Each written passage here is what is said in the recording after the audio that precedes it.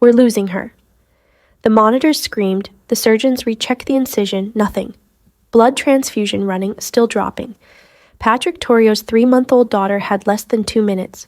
And then Nurse Marilyn Chen looked up, not at the wound, at the IV line, and what she saw made her freeze. Dr. Charles, the catheter. But before I tell you what she found, you need to understand how we got here. 6 hours earlier, Patrick Torrio stood in the hallway of St. Catherine's Hospital, his hands pressed flat against the observation glass. Inside the operating room, his 3-month-old daughter Maya was supposed to be getting a routine procedure, a simple bowel obstruction correction, in and out, nothing to worry about. Except now the monitors were going haywire. Dr. Charles, one of the best pediatric surgeons on the East Coast, the kind of Dr. Patrick paid $50,000 retainers to keep on call, emerged from the OR with his mask pulled down. His face was pale. "Mr. Torrio," he said carefully, "we have a problem." Patrick's jaw tightened. "What kind of problem?" "She's losing blood. Fast. We've checked the surgical site twice. There's no visible tear, no obvious source. But her pressure keeps dropping." "Then find it." Dr. Charles hesitated. "We're trying. But if we can't locate the bleed in the next few minutes, don't." Patrick's hand shot up, his voice dropping to something cold and dangerous. "Don't say it."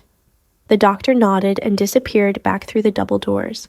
Patrick stood alone in that hallway, staring through the glass at his daughter's tiny body surrounded by machines and gloved hands. Maya had been born 3 months early. Fragile, fighting from her first breath. Jane, his wife, had called her a miracle. But Jane wasn't here now. She'd left 2 hours ago, said she had things to handle, kissed his cheek like she was leaving for a business meeting, not watching their daughter fight for her life. Patrick had built an empire on reading people, on knowing when someone was lying. And Jane had been lying to him for months. He just hadn't wanted to see it. Before I tell you what that nurse found, let me ask you something. Have you ever trusted someone completely only to realize they'd been lying to your face the whole time? If you have, you'll understand what's coming next. Hit subscribe, not for me, but because this story is about to show you that sometimes the people who save us are the ones we never saw coming. Inside the OR, Nurse Marilyn Chen was watching the monitors with a frown that deepened with every passing second. 8 years as a surgical nurse, hundreds of pediatric cases. She'd seen bleeds, complications, emergencies that turned critical in heartbeats. But this didn't make sense. The vitals were dropping. The transfusion was running. Dr. Charles had checked the incision twice. Found nothing. But the blood pressure kept falling. Marilyn stepped back from the table, forcing herself to look at the whole picture instead of the obvious answer. Sometimes the problem wasn't in the wound. Her eyes traveled up the IV line, from Maya's tiny arm to the bag overhead, down to the pump, the connections, She froze. "Dr. Charles." He didn't look up. "Not now, Marilyn. The central line. What about it?" She pointed, her voice steady but urgent.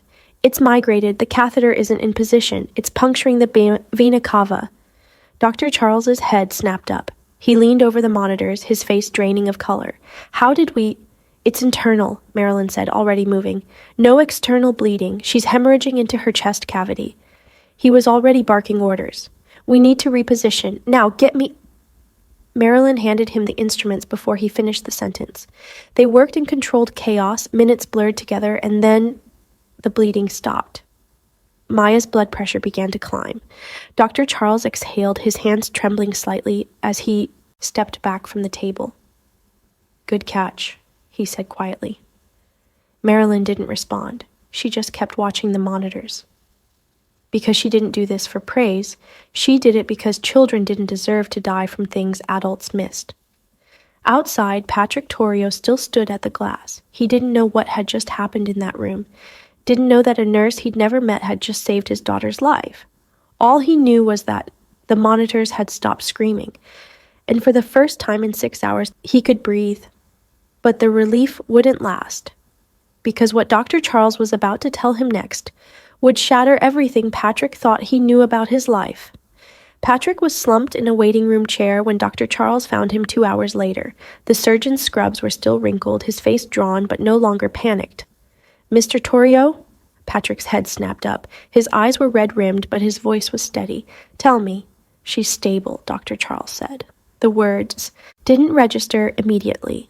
Patrick just stared at him. What? Your daughter's going to be okay. We corrected the issue. She's out of danger. Patrick stood slowly, his legs unsteady beneath him. For a man who'd built an empire on never showing weakness, he felt like he might collapse. What happened? He asked. You said you couldn't find the source. Dr. Charles cleared his throat. We couldn't. Not at first. The bleeding was internal. A migrated central line catheter that had punctured the vena cava. It wasn't visible from the surgical site, which is why we missed it initially. So how did you find it? We didn't. Dr. Charles's expression shifted to something like humility. One of our nurses did, Marilyn Chen. She's been with us for 8 years, sharp eye, doesn't miss much. She caught what the rest of us were too focused to see. Patrick processed this slowly. A nurse. The best one we have, Dr. Charles said firmly. Without her observation, we would have kept looking. In the wrong place. Your daughter would have... He stopped. She saved Maya's life, Mr. Torrio. There's no other way to say it. Patrick nodded, something heavy settling in his chest. Relief, gratitude, and something else. Something unfamiliar. Debt. He'd spent 20 years making sure he never owed anyone anything. Control meant keeping the scales balanced, always in his favor, but now he owed this stranger, this nurse he'd never met, his daughter's life. The thought hit him like ice water. When can I see her? Patrick asked, pushing the thought away. Soon. She's in recovery now, but Mr. Torrio... Dr. Charles hesitated, his expression shifting to something uncomfortable. There's something else we need to discuss. It's delicate. Patrick's eyes narrowed. What? During the transfusion, we ran a standard compatibility check. Your blood type is O negative. Dr. Charles paused. The baby's is AB positive. Silence. Patrick heard the words, but they seemed to come from very far away. That's not possible, he said quietly. It's not, Dr. Charles agreed. Genetically, an O-negative parent cannot produce an AB-positive child. It's impossible. The floor tilted beneath Patrick's feet. He sat back down. Dr. Charles stood there for a moment, clearly uncertain what to say. I'm sorry, I thought you should know. You should speak with your wife. Patrick didn't respond. He just stared at his hands. After a moment, Dr. Charles walked away, leaving Patrick alone with the information that was about to tear his world apart. Maya was alive, a stranger had saved her, and she wasn't his. 3 truths, all of them impossible to hold at the same time. Patrick had killed men for lesser betrayals, had destroyed lives over perceived disrespect. His reputation was built on the understanding that crossing him meant consequences, swift, brutal, absolute. But now, sitting in a hospital waiting room at 3 a.m, he felt nothing. No rage, no plan, no control. Just a hollow space where certainty used to be. He needed to see Maya, needed to look at her and figure out if biology mattered more than the terror he'd felt watching her slip away.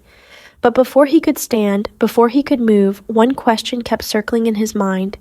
If she's not mine, why does it still feel like I'd die to keep her alive? The nurse had saved a child who wasn't his. Dr. Charles had told him a truth he didn't want. And somewhere in this hospital, Jane was handling business instead of being here. Patrick Torrio, a man who'd built his life on knowing exactly what to do in any situation, had no idea what came next. But he knew one thing. He needed to meet the woman who'd seen what no one else could. The stranger who'd saved everything and changed nothing. Patrick didn't confront Jane immediately. For 2 days, he carried Dr. Charles's words like a knife in his chest. Sharp, cold, impossible to ignore. O negative and AB positive. Genetically impossible. He could have called her, could have demanded answers, could have done what Patrick Torrio always did when someone betrayed him. Taken control, forced the truth, made them pay. But he didn't. Instead, he went to the hospital. Every morning, every afternoon, every night. He stood outside the NICU, watching Maya through the glass, her tiny chest rising and falling, monitors beeping steady now. Alive. She had Jane's nose. That much was clear, delicate, slightly upturned. But her eyes, dark, intense, watchful even at 3 months old, those didn't belong to Jane, and they didn't belong to him either. Patrick pressed his palm against the glass, trying to reconcile what he knew with what he felt. Biology said she wasn't his. But when the monitors had screamed, when her blood pressure had dropped, when Dr. Charles had said, "Prepare yourself," Patrick had felt something rip open inside him that had nothing to do with DNA. Terror, pure and absolute, the kind of fear that didn't care about genetics. On the third day, a nurse finally let him inside. 5 minutes, she said gently. She needs rest, and so do you.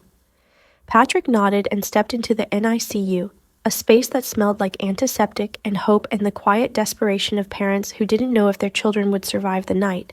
Maya was in the corner, tucked into an incubator that made her look even smaller than she was. 3 months old, 5 pounds, born too early, fighting too hard. Patrick stood beside her, staring down at this fragile thing that had somehow become the center of his entire world. He reached through the opening carefully, the way the nurses had shown him weeks ago. Maya's hand, impossibly tiny, fingers like bird bones, wrapped around his thumb. The grip was weak, instinctive. Meaningless, probably. But Patrick couldn't move, couldn't breathe, couldn't decide if love required blood or just showing up when it mattered. "She's not yours, you know." Patrick didn't turn. He recognized the voice, Jane's assistant, Rebecca, hovering near the doorway. "The doctor told you, didn't he?" Rebecca continued, her tone careful. "Mrs. Torrio wanted me to prepare you for the conversation you'll need to have." Patrick's jaw tightened. "Jane sent you to do her dirty work?" "She's been busy. The organization needs—" "I don't care what the organization needs." Patrick's voice was low, dangerous. "My daughter is in an incubator fighting to stay alive, and my wife sent her assistant to deliver the news that she's been lying to me for a year." Rebecca shifted uncomfortably. "Mr. Torrio, I'm just— Get out." She left quickly. Patrick stood there alone, Maya's hand still wrapped around his thumb, and felt something inside him crack wide open. Not rage, not yet. Just emptiness. Does blood define fatherhood, or does presence? Does it matter whose DNA she carries? If you're the one who stood outside that operating room praying she'd survive? Patrick didn't know, but he knew one thing. When Maya's monitors had flatlined, when the surgeons had been seconds away from calling it, when that nurse, Marilyn, had spotted what everyone else missed, Patrick hadn't been thinking about genetics. He'd been thinking, please, not her, anyone but her. And that feeling, that desperate, irrational, all-consuming need for this child to live, didn't care about blood types. It just was. Patrick pulled his hand back gently, Maya's fingers releasing their grip. He needed answers, needed to hear Jane say it to his face. But more than that, he needed to meet the woman who'd saved this child's life, the stranger who'd seen what the experts missed, the nurse who'd given him 2 more days with a daughter who might not even be his. Because if he owed anyone, the truth, if he owed anyone honesty in the middle of all these lies, it was her. Marilyn Chen, the woman who'd saved everything, and understood nothing about what she'd really done. If you discovered the child you'd die to protect wasn't biologically yours, would you walk away, or would you fight for them anyway? Patrick didn't know the answer yet, but he was about to find out if love required permission or just courage. Patrick found Marilyn Chen at the nurse's station on the 4th floor, reviewing charts with the kind of focus that made the chaos around her disappear. She was younger than he'd expected, mid-30s maybe. Dark hair pulled back in a practical bun, no makeup, scrubs that had seen too many shifts, tired eyes that still managed to stay sharp. She looked up when he approached, and her expression shifted to something polite but distant. "Mr. Torrio." "Nurse Chen." Patrick stopped a respectful distance away. "I wanted to thank you." She set down her tablet. "For what?"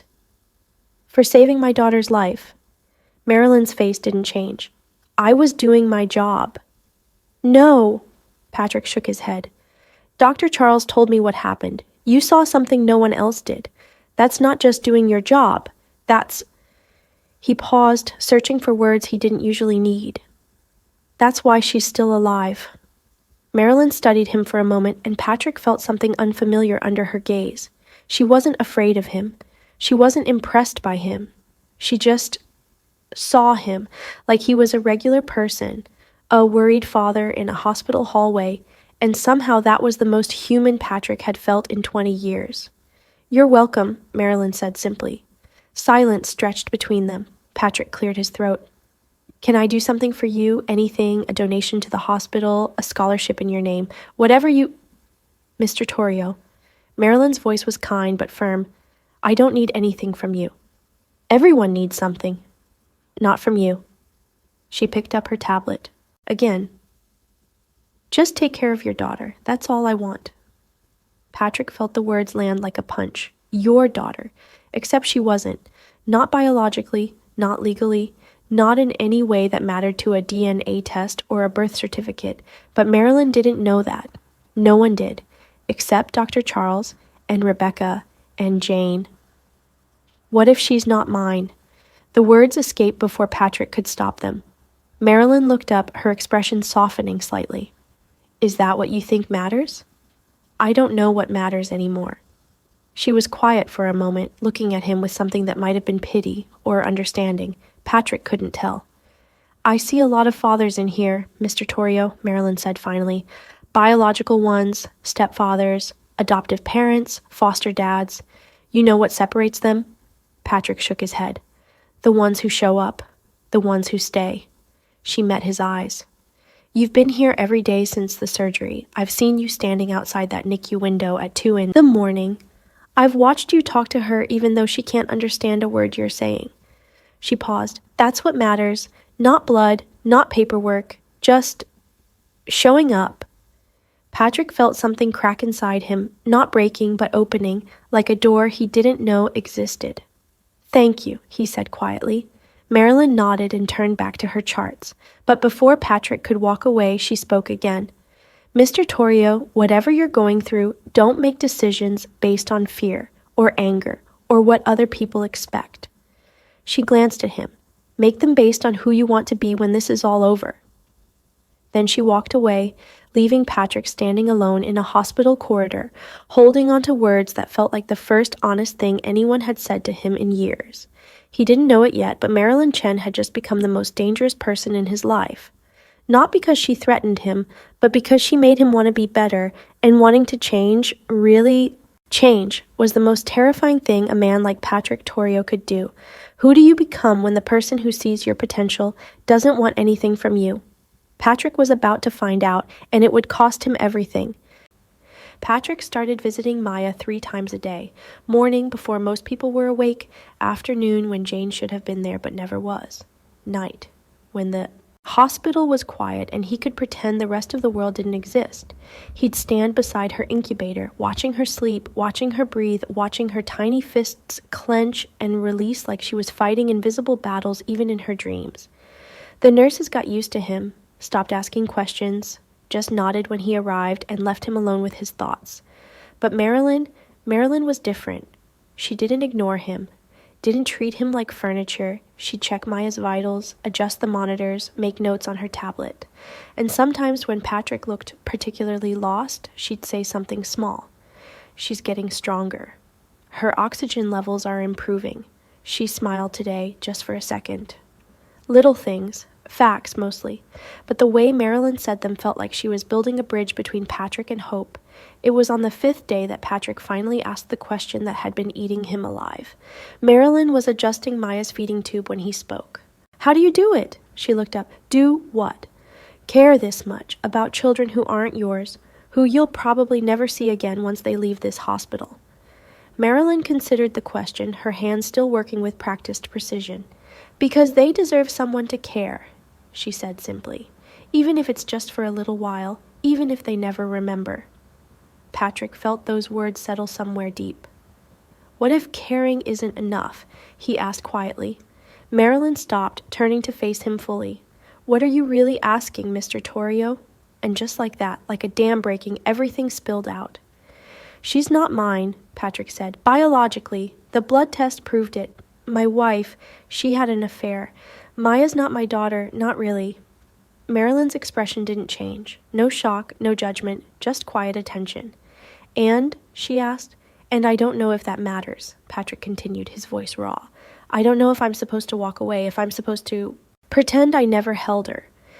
Never watched her fight to breathe, never felt like my whole world would end if she didn't make it. He stopped, staring at Maya's tiny form. Everyone keeps telling me what I should do. What makes sense? What's logical? But when I'm standing here looking at her, Patrick's voice cracked. Logic doesn't mean anything. Marilyn was quiet for a long moment. Then she spoke, her voice gentle but firm. I've worked in this NICU for 8 years, Mr. Torrio. I've seen every kind of parent imaginable. Biological fathers who never showed up, stepmothers who fought harder than anyone, adoptive parents who loved so fiercely it hurt to watch. She gestured to Maya.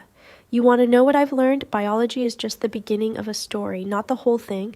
The whole thing is written by the people who stay, who show up when it's hard, who love even when it doesn't make sense. Patrick looked at her, something desperate in his eyes. So what do I do? That's not for me to decide, Marilyn said, but I'll tell you what I see. I see a man who's been here every single day, who talks to this baby like she matters, who looked like his soul was being ripped out when we almost lost her. She paused. DNA didn't do that, Mr. Torrio. Love did.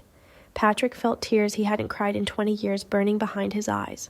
My wife is leaving me, he said quietly, taking Maya to the man who's actually her father. A rival, someone I've been competing with for years. And you're going to let her? I don't have a choice. Legally, I have no claim. Biologically, I have no right. And if I fight, if I make this a war, Patrick's voice dropped. Maya gets caught in the middle, and she's already fought enough battles just to survive. Marilyn studied him with those sharp, tired eyes. You're choosing her safety over your own pain, she said. That's not weakness, Mr. Torrio. That's love. You know what hurts the most? Not what they did, but that he still tried to be her father after everything. If you've ever given people too many chances, you already understand this pain. Don't just scroll, subscribe, join people who've been through it too, because you deserve stories that make you feel seen. Patrick nodded, unable to speak. Marilyn touched his shoulder briefly, a small gesture, but it felt like the only real kindness he'd experienced in months. Keep showing up, she said, as long as you can, for however long you have. That's all any of us can do. She walked away, leaving Patrick alone with Maya and a question he still couldn't answer. If love doesn't require permission, why does it hurt so much when no one else recognizes it? Patrick had confessed the truth to a stranger, had admitted he was losing everything, his wife, his daughter, his claim to the life he thought he'd built. And Marilyn had told him the one thing he needed to hear. Love did this, not DNA. But knowing that didn't make it easier, it just made the loss ahead feel even more unbearable. Jane came to him on the 7th day, not to the hospital, not to Maya's bedside, to the private consultation room on the 3rd floor, sterile, impersonal, the kind of space designed for delivering bad news to people who were already breaking. Patrick stood when she entered, more out of habit than respect. She looked immaculate, as always, tailored coat, designer bag, hair perfect, like she'd just come from a business meeting, which, knowing Jane, she probably had. Patrick, she set her bag down on the table between them. We need to talk. I know. Patrick's voice was flat. Dr. Charles told me about the blood test. Jane's expression didn't change. No guilt, no shame, just that cool, calculated look she wore when negotiating deals. Then this should be simple, she said, sitting down and crossing her legs. I'm leaving. I've been seeing Marco Castellano for 8 months. I'm moving to his estate next week. The words should have hit like bullets, but Patrick had known. On some level, he'd known for months. Maya, he asked, isn't yours? Jane said it simply, like she was confirming an appointment. I think you already figured that out. She's Marco's. Yes. Patrick nodded slowly, his hands resting on the table, steady, controlled, even though everything inside him was screaming. How long have you known? He asked. Since before she was born. Jane's voice was clinical, detached. I got pregnant during a trip to Chicago. Marco was there for a conference. We'd been talking, planning. Planning? Yes. Jane leaned forward slightly.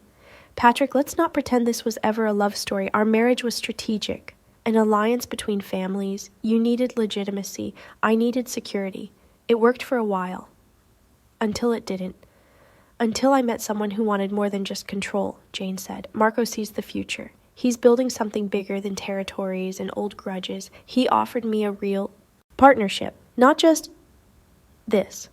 She gestured vaguely, like their entire marriage was something small and disappointing. So you used me, Patrick said quietly. We used each other, Jane corrected.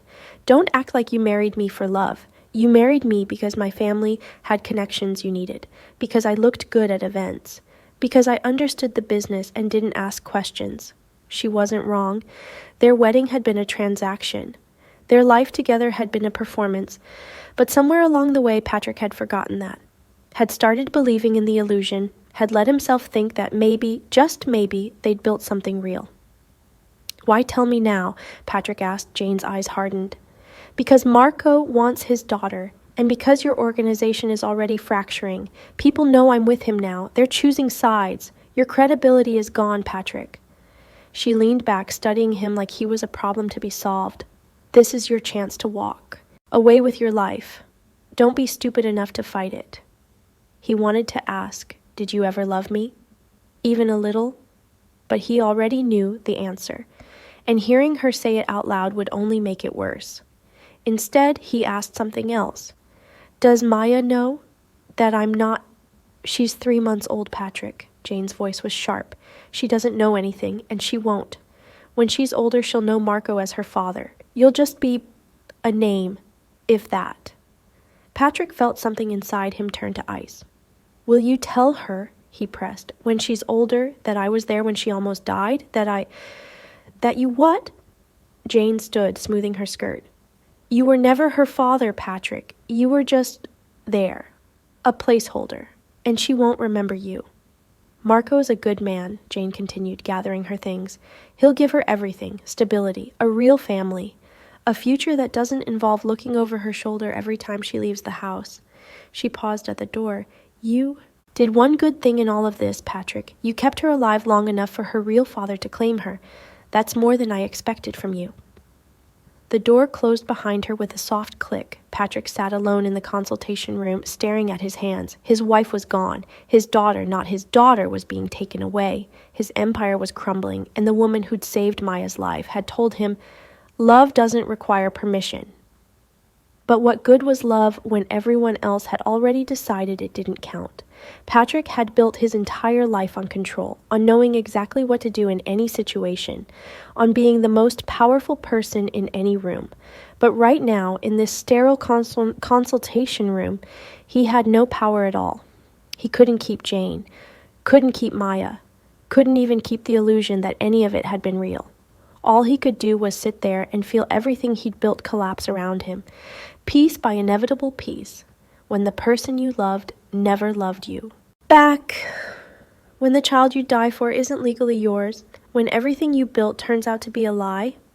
What's left, Patrick was about to find out, and it was going to cost him everything he had left. The word spread faster than Patrick expected. Within 48 hours, everyone in his organization knew Jane Torrio had defected to Marco Castellano. The baby wasn't Patrick's. The marriage had been a lie, and in their world, lies meant weakness. Weakness meant opportunity. Patrick's phone started ringing before dawn the next morning. His second-in-command, Vincent, didn't bother with pleasantries. We have a problem. Patrick sat up in bed. Alone now, Jane sighed, already stripped of her things. What kind of problem? The kind where Marco's people are making moves on the docks. The kind where 3 of our distributors just took meetings with him. The kind where people are asking if you're still in charge. Patrick closed his eyes. And what are you telling them? Silence. Vincent. I'm telling them to wait, Vincent said carefully. But, Patrick, they're not going to wait long. Not with Jane vouching for Marco. Not with everyone knowing about my wife cheating on me with a rival and passing off his kid as mine? Yeah, that. Patrick stood walking to the window. Outside, the city was waking up, people going to work, living normal lives, not knowing that empires rose and fell before their morning coffee. Set up a meeting, Patrick said. Everyone. Tonight. You sure that's smart? Half of them are already... Tonight, Vincent. I'll handle it. He hung up before Vincent could argue. That night, Patrick walked into the back room of Salvatore's, a restaurant he'd owned for 15 years, where deals were made and problems were solved. 20 men sat around the table, some loyal, some undecided, some already making plans to jump ship. Patrick could read it in their faces. "Gentlemen," he said, taking his seat at the head of the table, "I know why you're here. You want to know if I'm still capable of running this organization, if I'm still reliable." Silence, heavy and expectant. "My wife left me for Marco Castellano," Patrick continued, his voice steady. "She's taking the child I thought was mine to live with him. This isn't news to anyone in this room." A few men shifted uncomfortably. "What you're wondering," Patrick said, "is if I'm going to retaliate, if I'm going to go to war, if I'm going to remind Marco and all of you why you don't cross Patrick Torrio." He paused, looking at each of them. "The answer is no." The room erupted. "You're joking. Marco will take everything." This is exactly what he wanted. Patrick raised his hand. The room quieted, but the tension didn't ease. "I'm not going to war," Patrick said, "because I'm done. Done with the territories, done with the bloodshed, done with building an empire that requires me to become someone I don't want to be anymore." Vincent stood. "Patrick, you can't be serious. Everything we've built was built on fear," Patrick interrupted. "And I'm tired of being afraid. Tired of making other people afraid. Tired of living like one wrong move means someone dies." He stood. "I'm stepping back, dissolving my stake, paying out debts. Anyone who wants to join Marco, go. Anyone who wants to go independent, do it. I'm not stopping you." The room exploded with voices, but Patrick was already walking toward the door. "You're making a mistake," someone shouted. Patrick stopped, turning back. "Maybe," he said quietly, "but it's mine to make." He left them there, 20 men who'd sworn loyalty, now free to choose their own paths. And Patrick felt something strange, not regret, relief. Within a week, half his organization had defected to Marco, the other half scattered, some going independent, some just disappearing.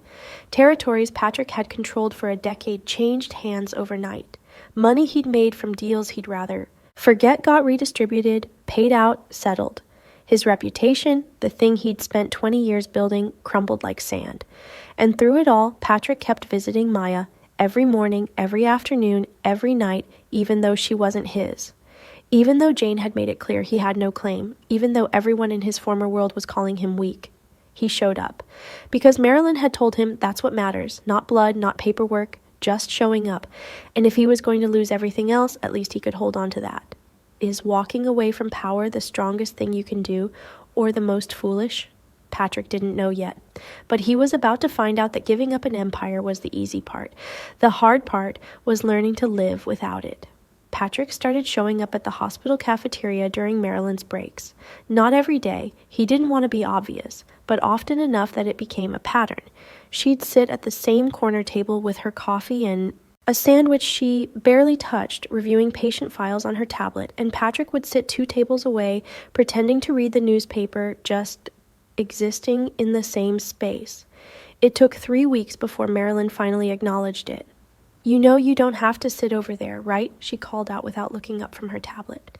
Patrick folded his newspaper. Didn't want to intrude. "You're intruding by pretending you're not here to talk to me." She gestured to the empty seat across from her. "Sit or don't, but stop lurking." Patrick moved to her table, sitting down carefully. Marilyn looked up, studying him with those sharp, tired eyes. "You look terrible," she said bluntly. "Thanks. When's the last time you slept?" "I don't remember." She sighed, setting down her tablet. "Mr. Torrio—" "Patrick," he interrupted. "Just Patrick, please." Marilyn considered this, then nodded. "Patrick, what are you doing?" "What do you mean?" "I mean, you're here every day, visiting. A baby who's about to be discharged and taken away from you, sitting in cafeterias, pretending to read newspapers, watching your whole life fall apart and acting like it's fine." Patrick stared at his hands. "It is fine." "It's not. I made a choice," Patrick said quietly. "I chose to let it all go. The business, the power, everything. Because holding on to it meant becoming someone I don't want to be anymore." Marilyn was quiet for a moment. "And what do you want to be?" Patrick looked up, meeting her eyes. "Better," he said simply. "I want to be better. I want to be the kind of person who does the right thing even when it costs everything, who shows up even when no one's watching, who loves without needing permission or recognition or... He stopped, realizing what he'd just admitted. Marilyn's expression softened, but there was something sad in it too. Patrick, she said gently, I can't be the reason you change. You're not. You're just... You showed me what it looks like. To care without expecting anything back. To do the right thing because it's right, not because it benefits you. That's my job. It's more than that. Patrick leaned forward. You saved Maya's life. You showed me that presence matters more than biology. You've been kinder to me in 3 weeks than anyone has been in 20 years. He paused. I care about you, Marilyn. I know that's inappropriate. I know you don't feel the same way. But I needed you to know. Meeting you changed something in me. Something fundamental. Marilyn set down her coffee, her face carefully neutral. Patrick, I see who you're trying to become. And I respect that. I really do.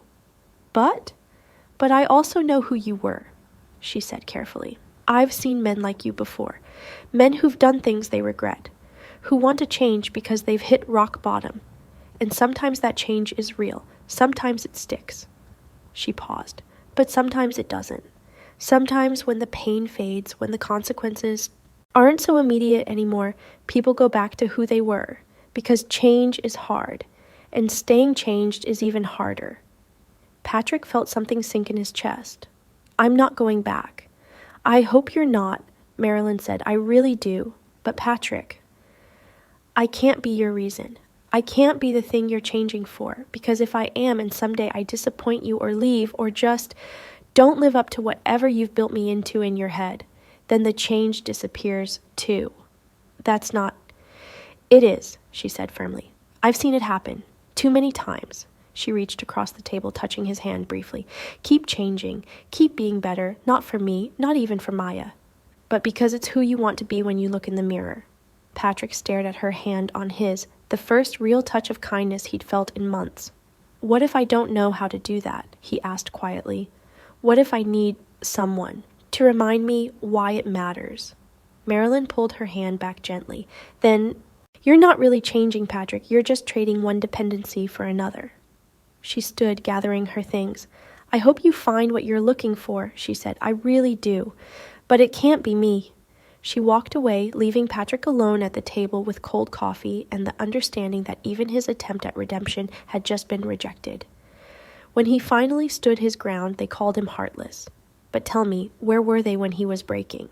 If you've ever had to choose peace over people, this channel is your space. Subscribe.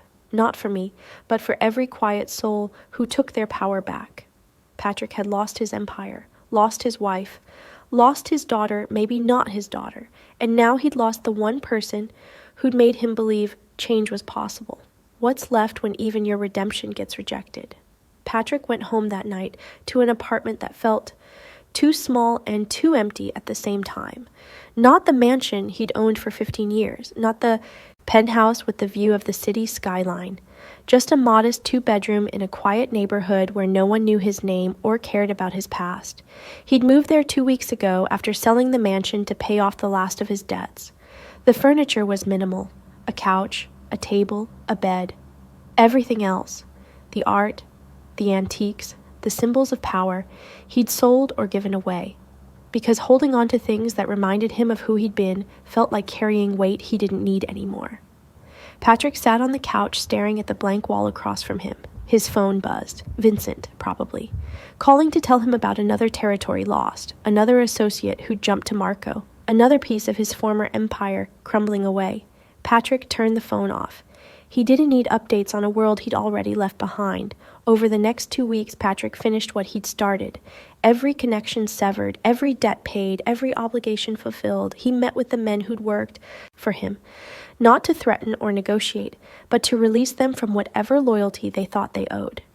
You're free, he told each of them.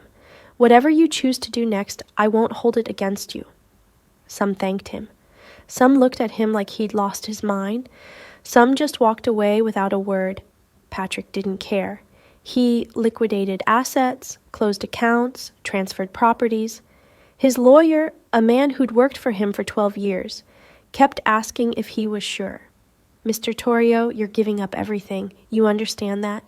Once this is done, there's no going back, no reclaiming what you've built. I understand, Patrick said. Do it anyway. The lawyer did. And just like that, 20 years of building an empire disappeared into paperwork and wire transfers. Through it all, Patrick kept one routine. Every morning he drove to St. Catherine's Hospital. He'd stand outside the NICU watching Maya through the glass. She was getting stronger every day, gaining weight, breathing easier. The monitors that had screamed during her crisis now beeped steady and calm. Jane came occasionally, always perfectly dressed, always checking her phone, always leaving after 20 minutes. Marco came once. Patrick watched from down the hall as the man held Maya for the first time, confident, comfortable, like fatherhood was just another role he'd been preparing for. Maya didn't cry, just looked up at him with those dark, watchful eyes. And Patrick felt something twist in his chest that he couldn't name. Not jealousy exactly, just loss. Every night, Patrick would drive home and ask himself the same question. Why am I still doing this? Maya wasn't his daughter. She'd never be his daughter. In a few days, she'd be discharged. Jane and Marco would take her to their estate. She'd grow up in a world Patrick would never be part of. She wouldn't remember him. Wouldn't know he'd been there when she almost died. Wouldn't know he'd given up everything, empire, power, future, because keeping it meant staying in a world he didn't want her anywhere near. So why keep showing up? Why keep standing outside that glass, watching a child who would never know his name? The ones who show up, the ones who stay. That's what Marilyn had said. That presence mattered more than biology. That showing up was what separated real fathers from the ones who just happened to share DNA. But Marilyn had also said she couldn't love him, couldn't be his reason for changing. So what was the point of changing if the change didn't lead anywhere? Patrick didn't know. He just knew that every morning he woke up and drove to that hospital. Not because it made sense, not because anyone was watching, not because it would change the outcome, but because the alternative, stopping, walking away, pretending Maya had never mattered, felt like dying. And Patrick Torrio had spent his whole life choosing survival over surrender. Even when survival looked like standing outside an NICU window, watching a child who wasn't his breathe in and out and calling that enough. Is love still real if it leads nowhere? If you give everything and receive nothing? If you show up every day knowing the person you're showing up for will never remember you existed? Patrick was living the answer, but he still didn't know if it was the right one. It happened in the hospital cafeteria on a Tuesday. Patrick was sitting alone. Marilyn's shift had ended an hour ago, but he'd stayed anyway, nursing cold coffee and pretending he had somewhere else to be. She appeared in the doorway, still in her scrubs, looking surprised to see him. I thought you'd be gone by now, she said. I should be. Patrick gestured to the empty seat. You have a minute? Marilyn hesitated, then sat. 1 minute, I have rounds in the morning. They sat in silence for a moment, the kind of comfortable quiet that only happens between people who've said too much and not enough at the same time. Maya's being discharged Friday, Patrick said finally. I know, I saw the paperwork. So this is it. After Friday, I won't have a reason to be here anymore. Marilyn looked at him carefully. That's probably for the best. Patrick nodded. Probably. More silence. I wanted to thank you, Patrick said, for everything, for saving her life, for showing me what it looks like to care without expecting anything back. Patrick, I'm not asking for anything, he interrupted gently. I'm just thanking you, that's all. Marilyn's expression softened. You're welcome. Patrick took a breath, knowing this was the last conversation they'd probably ever have. I need you to know something, he said. Meeting you changed me, fundamentally. Not because of anything you did or said, but because you exist, because you're proof that people can care without wanting power or control or anything in return. He paused. I spent 20 years building an empire on fear, on making sure everyone owed me something, and then I met you, and you just didn't. You saved Maya because it was right. You talked to me because I needed someone to talk to. You rejected me because you knew I needed to change for myself, not for you. Marilyn's eyes were bright, but she didn't interrupt. I'm in love with you, Patrick said simply. I know that's not what you want to hear. I know you can't feel the same way. I know this ends on Friday when Maya leaves and I have no reason to come back here, but I needed you to know, loving you even from a distance, even without hope, taught me more about being human than 20 years of power ever did. Marilyn was quiet for a long time. When she spoke, her voice was gentle but firm. Patrick, I see who you're trying to become, and I respect it. I'm even proud of it, if that matters. But I can't be the reason you keep becoming that person. I know. And I can't love you back, not because you're not worthy of it, but because you need to finish changing before you can be with anyone.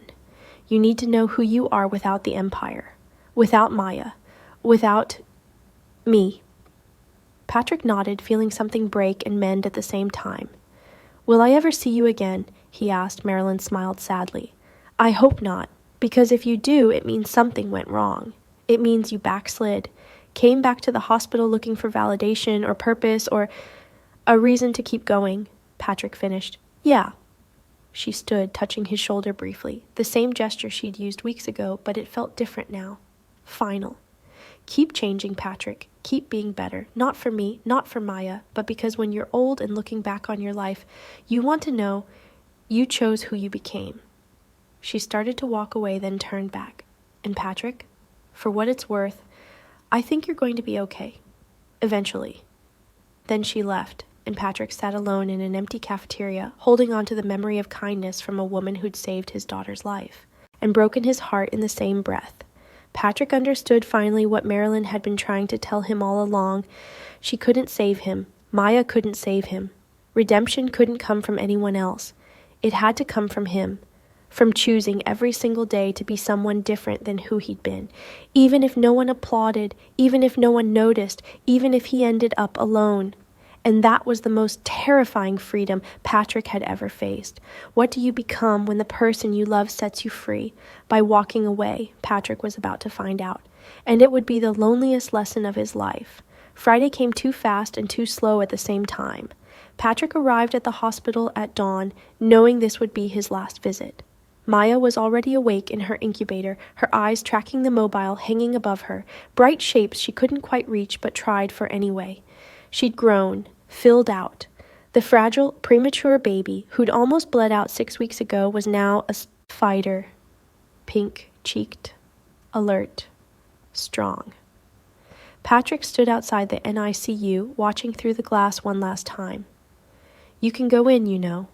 He turned. One of the nurses, not Marilyn, she'd requested a different shift, gestured to the door. Just for a few minutes, before the family arrives. Patrick nodded and stepped inside. He moved to Maya's incubator, looking down at this tiny person who'd changed his entire world without ever knowing it. Hey, little one, he said softly. Maya turned toward his voice, her dark eyes finding his face.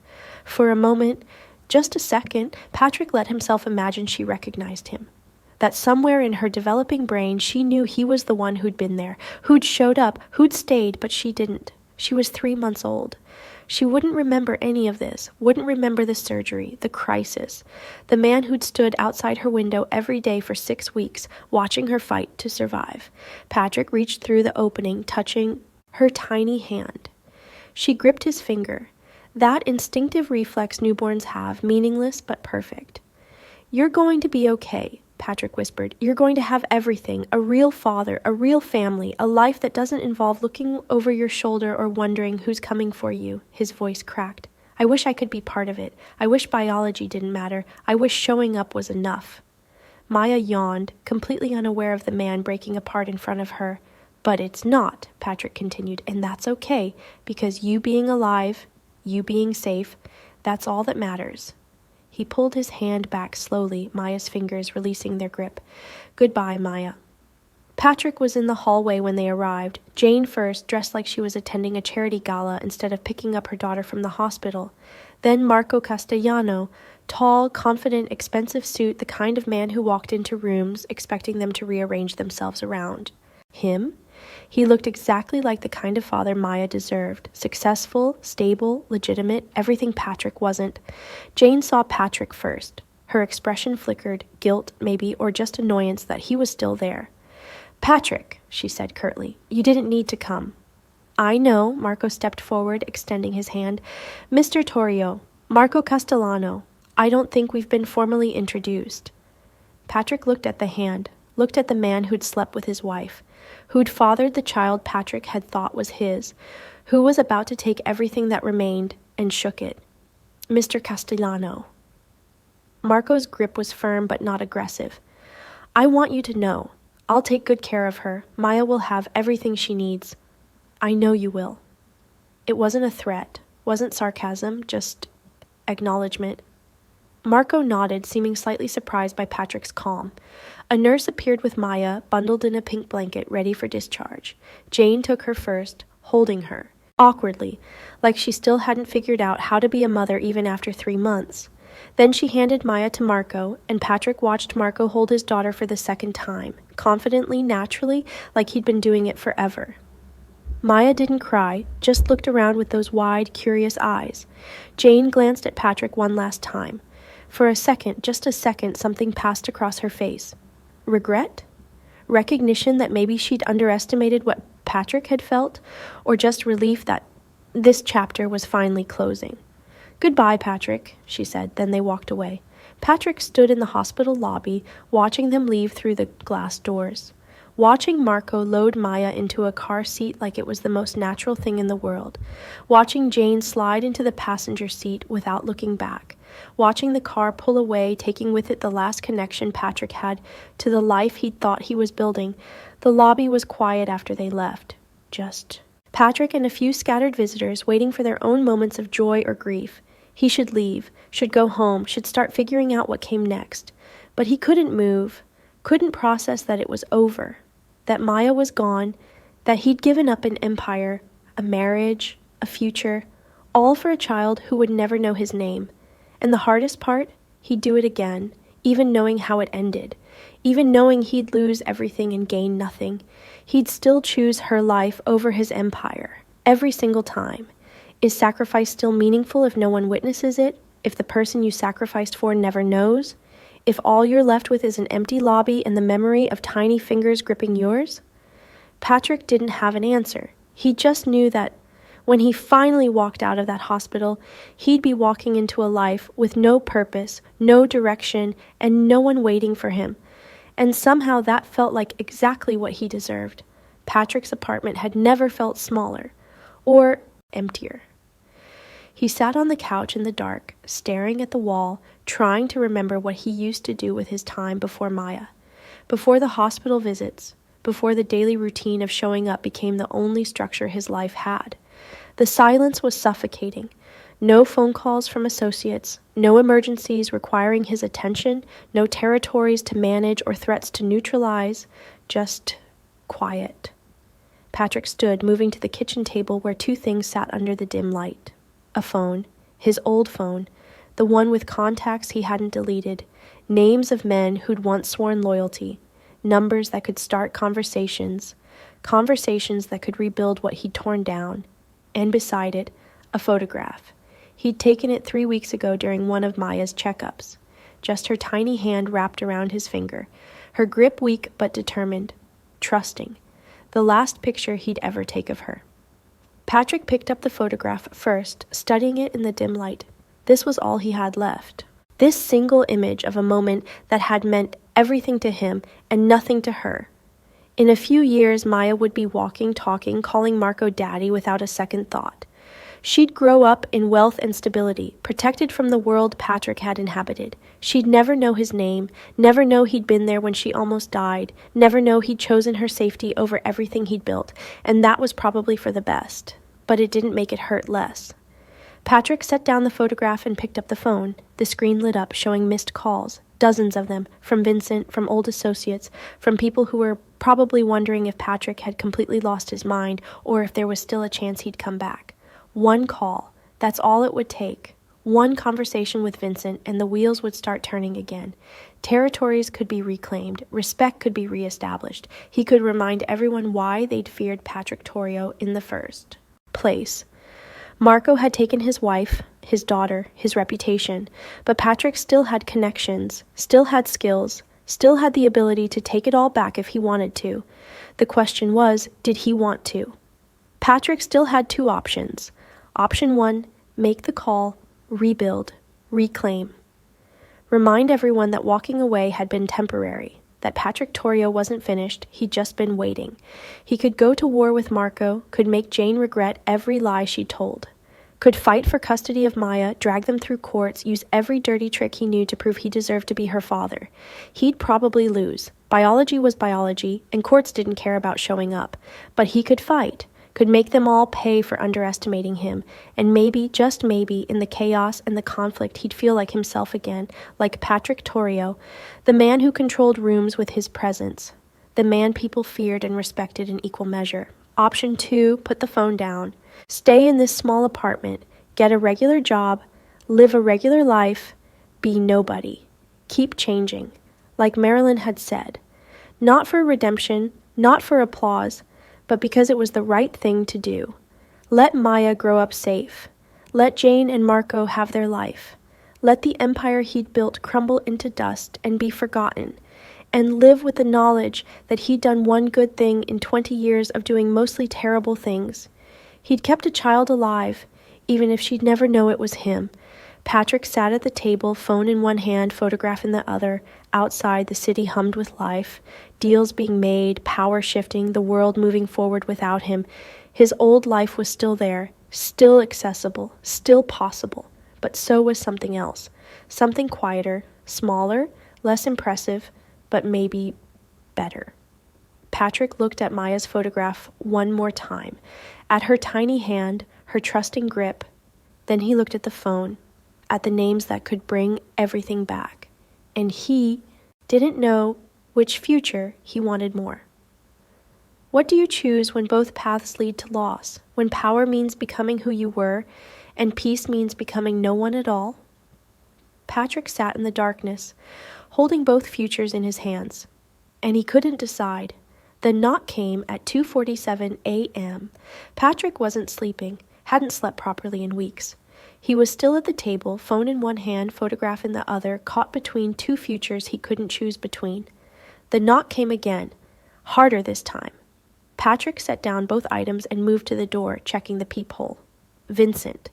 And beside him, Tommy Greco, one of Patrick's oldest associates, a man who'd been with him since the beginning. Patrick opened the door. "We need to talk," Vincent said without preamble. Patrick stepped aside, letting them in. They looked around the apartment, taking in the sparse furniture, the empty walls, the life Patrick had reduced himself to. Tommy whistled low. "Jesus, Patrick, this is what you left us for?" "I didn't leave you," Patrick said quietly. "I let you go." "Same thing," Tommy muttered. Vincent cut in. "We're not here to judge your living situation. We're here because Marco's making moves." Patrick's chest tightened. "What kind of moves?"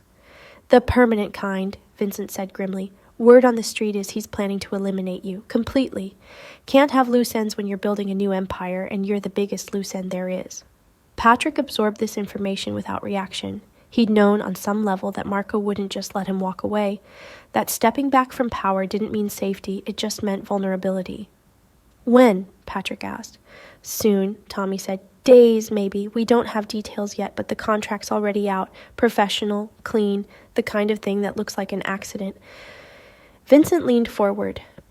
"We can stop it, Patrick. We can hit him first. Fast, hard, the way you taught us. We still have people. We still have resources. You say the word, and Marco Castellano becomes a memory." Patrick looked at them. These men who'd followed him for years, who were offering him a path back to the world he'd left behind. "And Jane?" Patrick asked quietly. Vincent's expression hardened.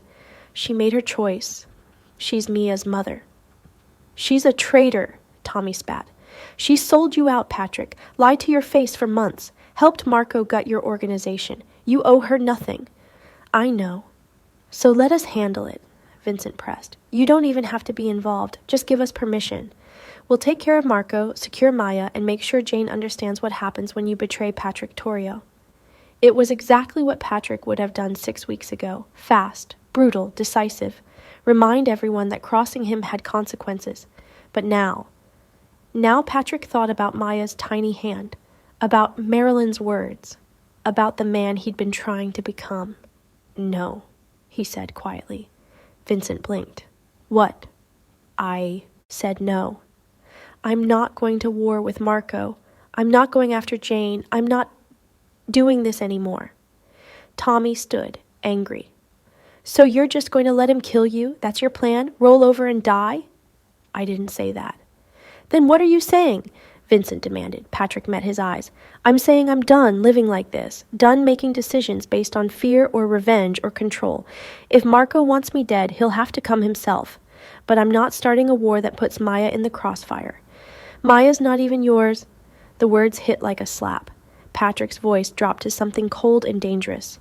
A flash of the old Patrick, the one who'd built an empire on fear. She's alive because I kept her that way. That makes her mine in the only way that matters. Silence. Vincent and Tommy stared at him like he'd become someone they didn't recognize. Maybe he had. Get out, Patrick said quietly. Patrick, get out, both of you, and tell Marco if he wants me. I'll be here. They left, shaking their heads, muttering about how Patrick Torrio had lost his mind. Maybe he had. But as Patrick closed the door and returned to his table, to his phone and his photograph, he felt something strange. Not fear, clarity. When violence is the answer you've always known, is choosing peace, courage, or cowardice.